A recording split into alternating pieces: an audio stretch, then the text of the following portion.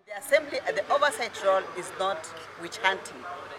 Anything that the government will do of the day that is not right, we are here to oversight, and we shall do our roles as per the Constitution of Kenya.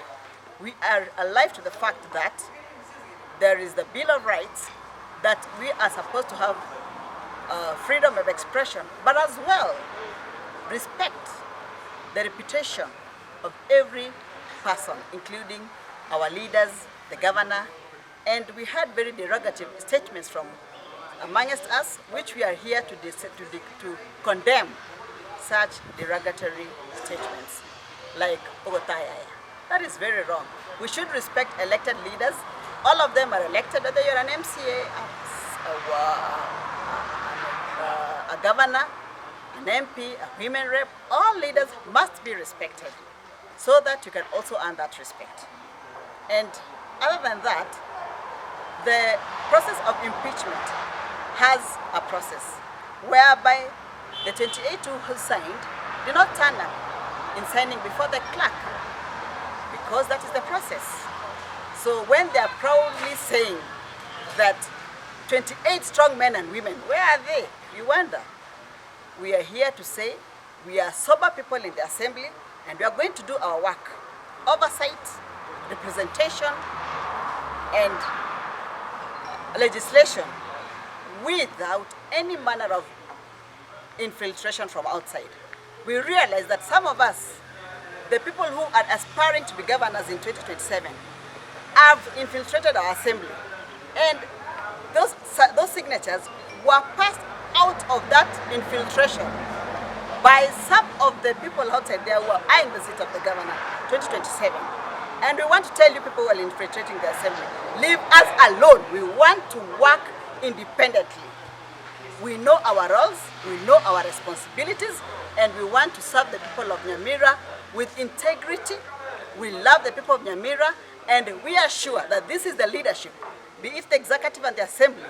We will deliver our roles with due honor and respect, and the people of NYAMIRA, I'm so sure you will love our leadership at the end of the day.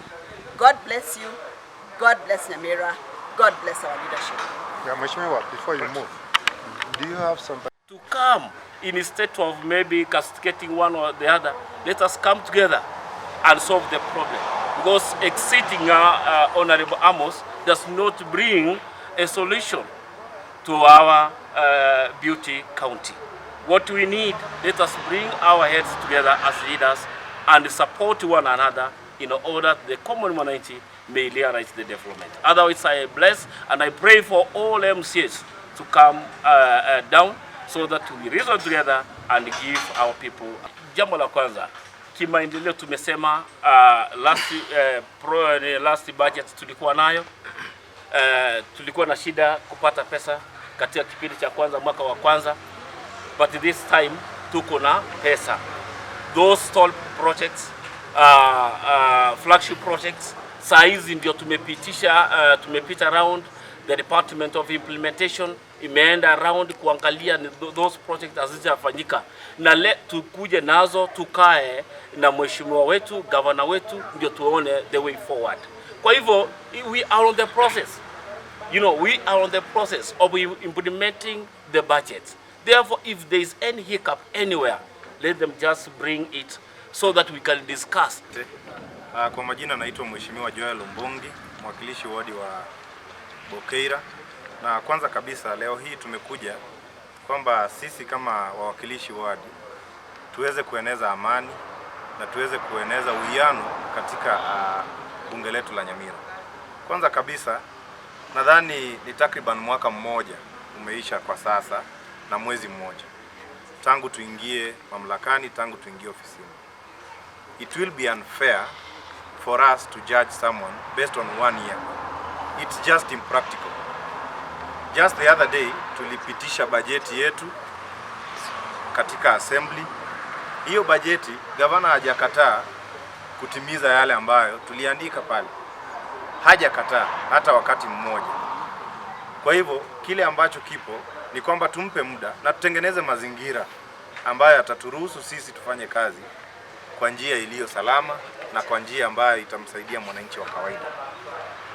And in a nutshell, we got an invite from the governor himself through the county secretary for a dialogue in Mombasa. But part of us ignored that and were adamant not to attend that meeting. So not that we have not been called, but to be honest, in any sober environment, we need to talk and discuss a way forward.